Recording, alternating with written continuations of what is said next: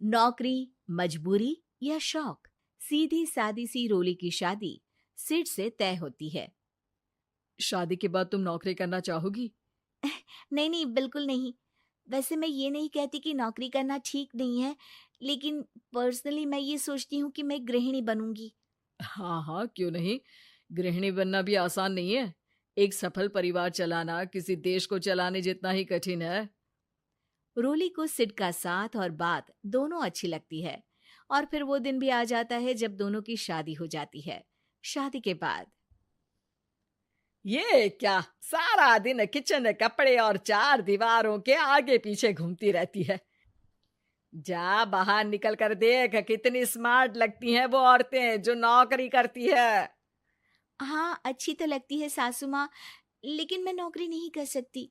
मेरा मन घर के कामों में ही लगता है। अरे मेरी बेटी तो कमाती है, अपने को फिट भी रखती है और सास को भी खूब शॉपिंग करवाती है। अच्छी बात है ना सासू माँ। मैं तो जो है उसी में संतोष मान लेती हूँ। बरकत होनी होगी तो इसी में भी हो जाएगी। ये बोलकर रोली चली जाती है। एक दिन सास की सहेली घर आती है, जहाँ रोली उन्हें चाय के साथ कई तरह के पकवान बनाकर खिलाती है।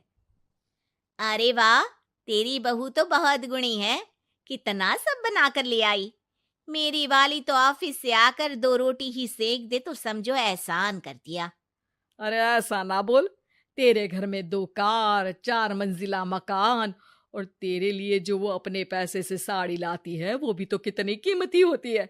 अरे मेरी वाली तो बस सारा दिन इन्हीं 2 कमरों को ताजमहल बनाने में लगी रहती है। सहेली चली जाती है। कुछ समय बाद रोली को एक सुंदर सी बेटी होती है। अरे क्या सारा दिन उस बच्चे में लगी रहती है। माँ, मुझे ना 1 मिनट भी छोड़ने का मन नहीं करता। देखिए ना, कितनी प्यारी है। मैं ना इस हर पल को एंजॉय करना चाहती हूँ। अरे हाँ हाँ, हमने भी बच्चे पाले हैं, हम भी जानते हैं कि कितने प्यारे होते हैं, और अपने बच्चे को बढ़ता हुआ देखना कितना अच्छा लगता है। लेकिन एक दिन अचानक और रोली, एक बहुत बड़ी घटना हो गई। एक शॉर्ट सर्किट से पूरी दुकान जल गई।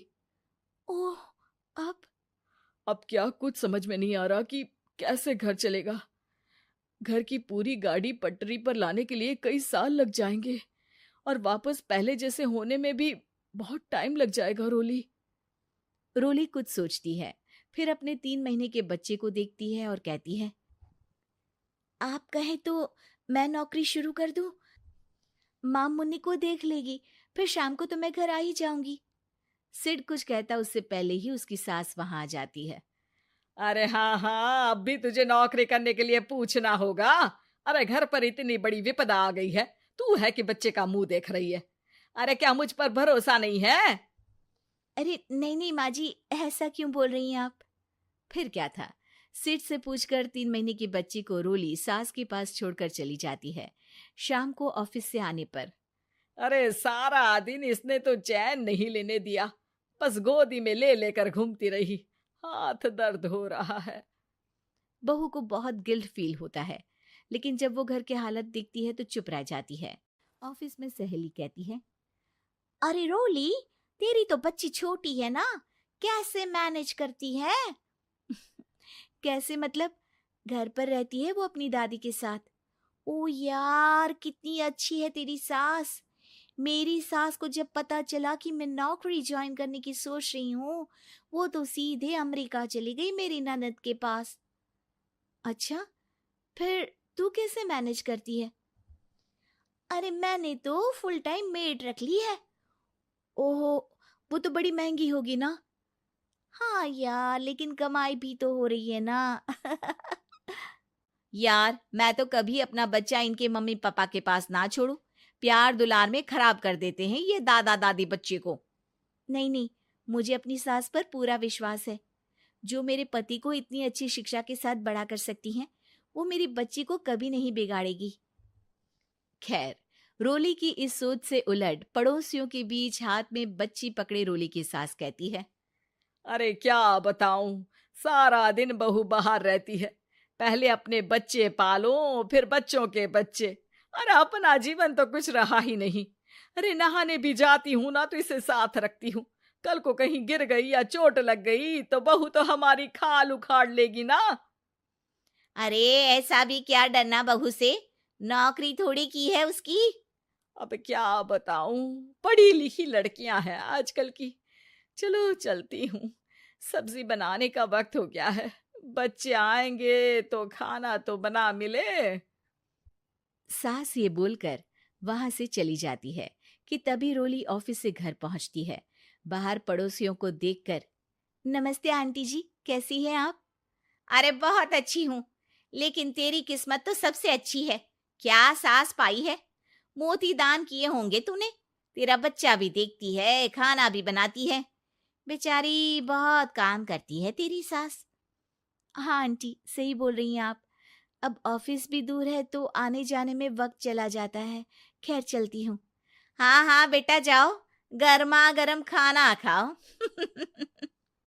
रोली घर आती है, जहाँ सास एक बार फिर छोटी सी मुन्नी की शरारतें गिनाने में लग जाती है। अरे आज तो इसकी वजह से मुझे 2 बार कपड़े बदलने पड़े। बार बार पानी गिरा दे रही थी। दोपहर में थोड़ा सोचा कि आराम कर लूं तो दूध के लिए रोने लगी। हाय, मैं तो परेशान ही हो गई। रोली को सास की बात अब कुछ अजीब लगती है, पर वो जल्दी से कपड़े बदलकर किचन में जाकर रोटियां बनाने लगती है। सारा महीना काम करने के बाद रोली को सैलरी मिलती है। वो पैसे लेकर सीधे सास के पास जाती है। माँ जी, ये मेरी सैलरी। आपने हर कदम में इस घर का साथ दिया। मैं नौकरी करने के पक्ष में नहीं थी, मैं तो अपने बच्चे को बढ़ता देखना चाहती थी। मैं थोड़े में भी खुशी थी। कभी मैंने आपको किचन में पैर नहीं रखने दिया था। घर की मुसीबत नहीं आती तो मैं कभी इन जिम्मेदारियों को आप पर पड़ने नहीं देती। अब सास समझ चुकी थी कि उसकी गलती कहाँ है। हाथ में पैसे देकर कहती है, मैं पढ़ी लिखी नहीं थी तो पति ने भी कभी पैसे हाथ में नहीं रखे, बेटे ने भी गल्ला संभाला, लेकिन तूने मुझे समझा। ये मेरा सम्मान है कि एक बहू होकर तूने पूरी सैलरी मेरे हाथ में अपने पराए। घर की लड़ाइयाँ कितनी भी हो, लेकिन ये भी सच है कि किसी पर कोई आपत्ति हो तो अपना ही परिवार साथ देता है। भैया, मेरे पीछे पुलिस लगी है, प्लीज मुझे बचा लो। रवि और राज 2 भाई, लेकिन दोनों में कभी नहीं पटी। अरे क्या हुआ छोटे, क्या कर दिया तूने? अरे कुछ नहीं भैया, मेरा दोस्त है ना राजू, वो मुझे लेकर बैंक गया था। मुझे नहीं पता भैया कि वो वहाँ बैंक लूटने जा रहा है। मैं उसके साथ बैंक में घुसते ही सीसीटीवी कैमरे में दिख गया हूँ। अब पुलिस मुझे ढूंढ रही है भैया, मुझे बचा लो। राज कुछ सोचता है, फिर कहता है, ओके, तुम यहीं रुको, मेरा एक दोस्त पुलिस में है, मैं बात करता हूँ। तभी वहाँ रवि की बीवी राज की बीवी के साथ आ जाती है। तुम लोगों के घर जब तक पुलिस का आना जाना है, बच्चों को यहीं छोड़ दो, उन पर असर ठीक नहीं पड़ेगा। तभी वहां पुलिस आ जाती है। चलो चलो, कौन है रवि, थाने चलो। मैंने कुछ नहीं किया, मुझे कुछ नहीं पता। अरे वो तो पुलिस स्टेशन चलकर ही पता चलेगा कि कुछ पता है कि नहीं, चलो। कहानी का फ्लैशबैक। भैया, मुझे मेरे मकान में हक चाहिए ही चाहिए।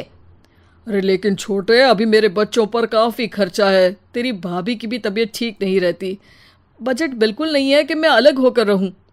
देख लो भैया, 1 महीना है तुम्हारे पास, जल्दी से घर खाली कर दो। अरे कैसी बात कर रहे हैं भैया, मेरे शरीर में अभी इतनी हिम्मत भी नहीं कि घर को खाली करे। तो क्यों अपना पोषण बेचा भाभी?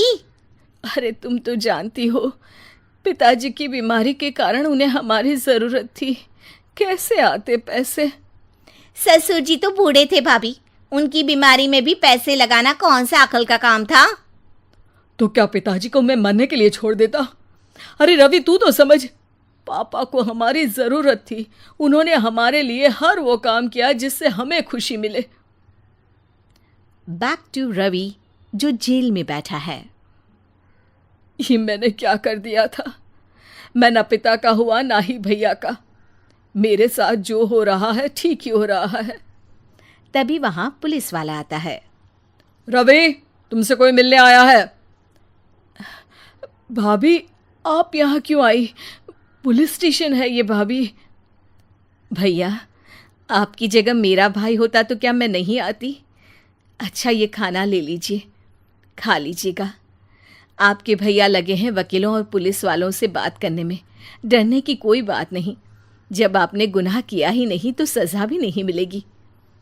रवि भाभी को देखकर रोने लगता है।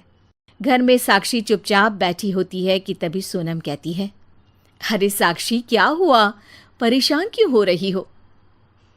भाभी, अभी अभी पुलिस स्टेशन से खबर आई है, इन्हें बड़े जेल में शिफ्ट किया जा रहा है।